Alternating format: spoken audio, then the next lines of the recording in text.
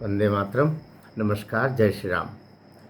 Supreme court में जो कुछ घटित हुआ, सीनियर एडवोकेट राकेश किशोर द्वारा जो जूता फेंकने का काम हुआ या प्रयास हुआ, ये महत्वपूर्ण नहीं है। महत्वपूर्ण ये है कि ऐसा हुआ और ये भारतीय न्यायपालिका, भारतीय प्रजातंत्र और भारतीय सनातन धर्म, इन सबको लेते हुए एक फिर से नए विमर्श को इसने खोल दिया है। और वो चीज़ तो इतिहास में दर्ज हो गई। अब इतिहास में इसको कोई झुठलाया नहीं जा सकता कि ऐसी घटना घटित हुई। बार नंबर 1 बी.आर. गवई साहब, चंद्रेश जी, 2 डबल बेंच वहाँ पर बैठी हुई, बहस चल रही, सुनवाई चल रही। एक सीनियर एडवोकेट 71 वर्ष के, उनका आना हो रहा है और वो चिल्लाते हुए, बड़बड़ाते हुए जो भी जूता फेंकते हैं। जूता कहा गया है कि वो जो उनके पास दूसरे जो जज थे, चंद्रेश जी, उनको छूता हुआ निकला या पास से निकला, जो भी, ये भी माने नहीं लगता। माने वो ये लगता है कि ऐसी घटना घटित हुई।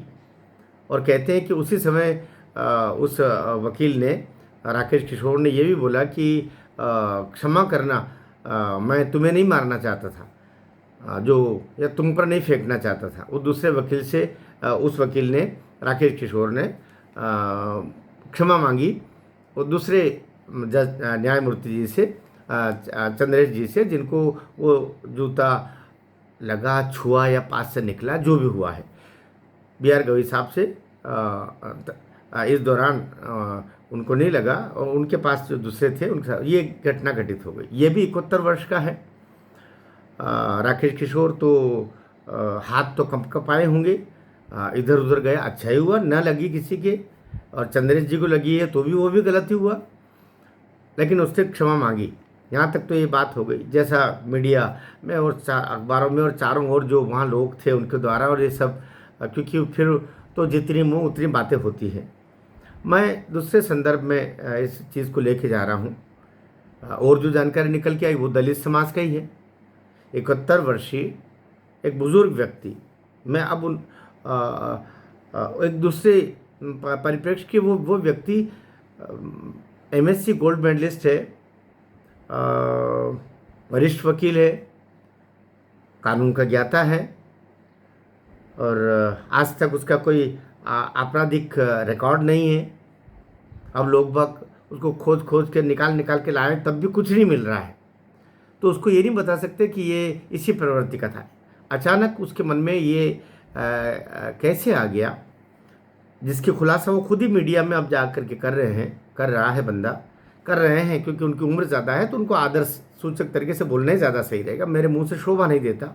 मैं तो बच्चों को भी जी लगा करके आदर से बोलता हूँ। तो मैं राकेश किशोर को भी इसी संदर्भ में उनका आदर से बोलना मेरे संस्कार में ये भी। तो उन्होंने ये बोला कि ये जो खजुराहो का सुनवाई के दौरान उस पिटीशन को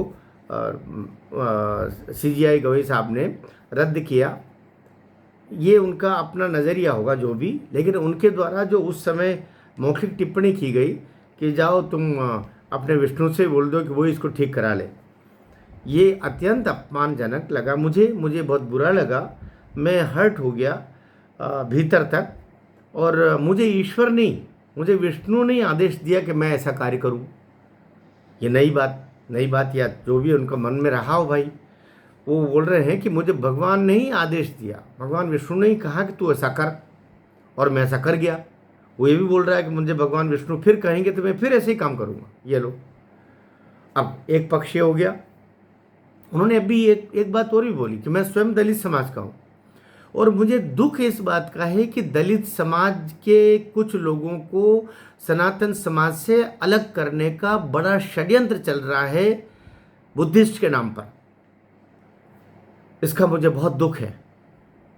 तो बी.आर. गवई साहब ने जो किया, मेरे उस पर घोर आपत्ति है। ये उन लोगों को प्रश्रय दे रहे हैं जो सनातन धर्म को अपमान करते हैं, सनातन धर्म हिंदू धर्म का के अंदर दलित समाज को अलग करने का प्रयास कर रहे हैं, जबकि दलित समाज भी मैं स्वयं बोले उसी समाज का हूँ और मैं आकंठ सनातनी हूँ, हिंदू हूँ और मैं भगवान पर अटूट विश्वास करता हूँ और मैं कुछ भी कर सकता हूँ धर्म के लिए और अपने प्रभु के लिए, भगवान के लिए। तो बात तो बड़ी हो गई, बात बहुत बड़ी हो गई। वो एक इंटरव्यू में उन्होंने ये भी बोल दिया कि ये जो मेरे घर का जिन्होंने घेराव किया वे नहीं जानते कि मैं कौन हूँ, और मेरे घर का घेराव करने वाले वही लोग हैं जिन्होंने कन्हैया कुमार की गला रेत कर हत्या की थी और ये मेरी हत्या भी कर देंगे। उनका इशारा इसमें दलितों के नाम पर कुछ जो तथाकथित विधर्मी हो गए हैं उनकी ओर था कि वे संविधान बचाएंगे,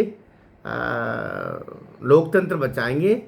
ये इनका एक दिखावा है, मुखौटा है, और ये ऐसे लोगों की हत्याएं करने, ऐसे लोगों को का मुंह बंद करने में लगे हुए हैं जो सनातन धर्म के लिए, हिंदू धर्म के लिए या उसके अपमान के जब होता है तो उसके विरोध में खड़े होते हैं। तो ये उन्हीं लोगों ने मेरे घर का वो किया है और मैं डरने वाला नहीं हूँ। और एक जगह कहीं वो भी ये बोलते हैं कि मैं मृत्यु से नहीं डरता, क्योंकि मैं ईश्वर के लिए, ईश्वर मुझे जैसा बोलेंगे वैसा मैं करूँगा। अब एक पक्ष हो गया। B.R. गवई साहब की माता जी ने भी कहा कि ऐसी शक्तियों को बात करना चाहिए कि आखिर ऐसी बात क्यों हो रही है। इसमें उनकी बहन ने भी कहा कि ये संविधान बचाने का समय है। ये संविधान बचाने का समय तो वैसे ही जैसे राहुल गांधी बोलते हैं, संविधान तो चल ही रहा है बहन जी। तो इसलिए मैं उनकी बात से बिल्कुल सहमत हूँ। संविधान बचाने का समय, कौन सा संविधान बचाने की बात है इसमें? तो अभी क्या होता है कि संविधान में हमारे कुछ कमज़ोर बंधुओं के लिए, दलित बंधुओं के लिए, आदिवासी बंधुओं के लिए जो विशेष व्यवस्थाएं की गई है वो उन लोगों के लिए जो सचमुच कहीं प्रताड़ित होते हैं, परेशान होते हैं। यहाँ वाला मुद्दा है ही नहीं। वो यहाँ जो सीनियर एडवोकेट राकेश तिवारी का कहना है कि मैं स्वयं बौद्ध धर्म के सारा मैंने अध्ययन किया है और मैं वो जानता हूँ जो B.R. गवई साहब भी बौद्ध धर्म के बारे में नहीं जानते हो उतना मैं जानता हूँ। अब ये लोग ये और नई बात बोल दी। तो इस तरीके से मामला हो गया है। अब ये राष्ट्रीय नहीं अंतर्राष्ट्रीय मुद्दा बना है और ये किसी निष्कर्ष पर, किसी निष्कर्ष पर, किसी समाहार पर जाके माना कि पुलिस ने कोई कार्रवाई नहीं की। और वैसे भी बार के अंदर कोई कार्रवाई होती है तो जब तक जज स्वयं इसकी शिकायत न करे तब तक उस पर कुछ होता नहीं है। जैसे संसद विधानसभाओं में ये अधिकार प्राप्त है कि संसद के अंदर या विधानसभाओं के अंदर अगर कोई गतिविधियां होती है, कोई अपराध भी कारित हो जाए तो तब तक उस पर कोई कानूनी कार्रवाई नहीं होगी, पुलिसिया कार्रवाई नहीं होगी जब तक वहाँ के जो उस पीठ के अध्यक्ष है वो इसकी शिकायत न करे, है ना। जैसे लोकसभा, राज्यसभा तो उसके सभापति के द्वारा जब तक शिकायत नहीं, विधानसभा में भी इसी तरीके से वो नहीं करते हैं तब तक कुछ नहीं होगा। सामने वाला चाहेगा तो भी कुछ नहीं होगा और वहाँ पर कुछ बोला जाता है उसके ऊपर भी कुछ नहीं होगा। तो ये इतनी स्वतंत्रता हमारे संविधान में दे के रखी है। तो न्यायपालिका के अंतर्गत भी ये है कि ऐसे कांड पहले भी हुए हैं। हमारे मध्य प्रदेश के आगर मालवा में भी कुछ दिन पहले एक वकील ने जब फैसला हुआ और फैसला उसको न्याय संगत नहीं लगा तो उसने जूता उसको तो मार ही दिया था, जज को जूता मार दिया था और फिर भाग खड़ा हुआ था और उस पर FIR हुई, ये हुआ जो हुआ वो भी फिर छूट गया, दुनिया भर की बात है। तो अभी जो भाई दुखद है ऐसी घटना फिर घटित न हो, लेकिन ये संविधान के साथ जो कुछ छेड़छाड़ 1975 में इमरजेंसी के दौरान बाबा साहब के संविधान के साथ यूँ कहना चाहिए कि संविधान के साथ अत्याचार किया इंदिरा गांधी ने। कैसे कि उसके अंदर 26 साल 26 साल के बाद में 1975 इमरजेंसी के दौरान इंदिरा गांधी ने उस पर धर्मनिरपेक्षता शब्द डाला, सेकुलर शब्द डाला, जो पहले था ही नहीं, उसकी प्रस्तावना में डाल दिया। जबकि उसके लिए आर्टिकल 25 से लेकर 30 तक के बहुत सब अल्पसंख्यकों के लिए है, ये इनके लिए इनकी सब व्यवस्थाएं करके रखी।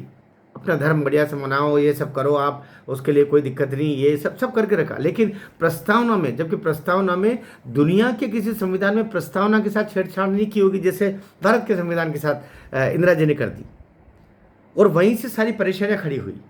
ये जो हिंदुओं को दोयम दर्जे का नागरिक बनाने की प्रक्रिया शुरू हुई 1975 के बाद हुई, जब संविधान में आपने वो चीज़ डाल दी जो बाबा साहब के संविधान में थी ही नहीं, धर्मनिरपेक्ष शब्द, सेकुलर शब्द। ये इंदिरा जी का किया गया पाप है।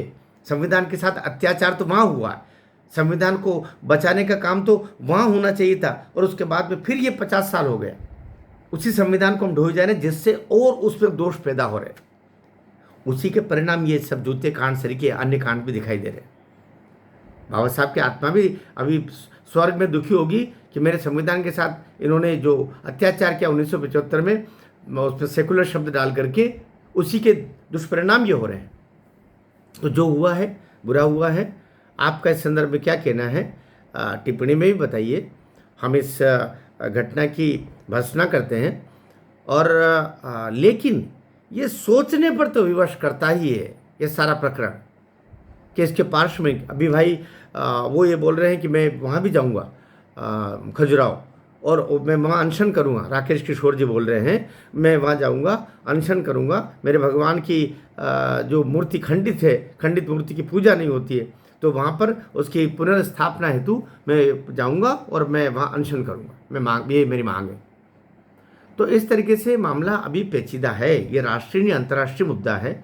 और सनातन धर्म के संस्कारों को लेकर के ये जो धारणा है कि केवल पांडे ब्राह्मण तिवारी जी चिंता करेंगे, इसकी चिंता दलित वर्ग भी करता है। ये इसका, और अपने जान, अपने कैरियर, अपनी ज़िंदगी, अपनी प्रतिष्ठा सबको दांव पे लगा करके करते हैं। जैसा कभी शायद भगत सिंह ने सोचा होगा। ये संदर्भ अचानक ही मेरे को स्मरण हो रहा। उनके परिवार भी था, उनका भी कैरियर था, लेकिन सबको दांव पे लगा के कुछ लोग क्यों आगे बढ़ा आते हैं, ये सोचना तो पड़ेगा। समाज को, देश को भी सोचना पड़ेगा, संविधान को भी सोचना पड़ेगा, लोकतंत्र को भी सोचना पड़ेगा। मैं जब संविधान और लोकतंत्र कह रहा हूँ तो इसके पैरोकारों से कह रहा हूँ, जो इसके बचाव के लिए बहुत हमदर्दी बढ़ा के रैलियाँ निकालते हैं। वो तखत बाबा साहब की एक चित्र ले लेते हैं और संविधान की एक लाल रंग की किताब ले लेके घूमते फिरते इधर उधर, जन्म में कभी संविधान का स नहीं जानते। लेकिन तो ये चिंता का विषय है। फिर से समाज को सोचना होगा, और संविधान में वे चीज़ें जो बाबा साहब के द्वारा लिखी नहीं गई है, बाद में आई है, और उसमें सबसे बड़ा जो दोष पैदा किया 1975 में इंदिरा जी के द्वारा, उसको हटाने की प्रक्रिया पहले भी बीच में भी आरंभ हुई है, जो आरंभ होनी चाहिए, वही सारा दोष है। इसकी तरफ ही इशारा प्रशांत किशोर भी करते हैं। आपका क्या कहना है? और साथ में आग्रह करूंगा, अगर आप मेरे चैनल पर आप नए हैं तो इसको सब्सक्राइब कर दीजिएगा, और चैनल को आपका प्रेम मिलता रहे। और साथ ही ये बिंदु बड़ा राष्ट्रीय विमर्श का बिंदु है, इसको भी आप शेयर करेंगे वीडियो को, तो मुझे अच्छा लगेगा। भारत माता की जय।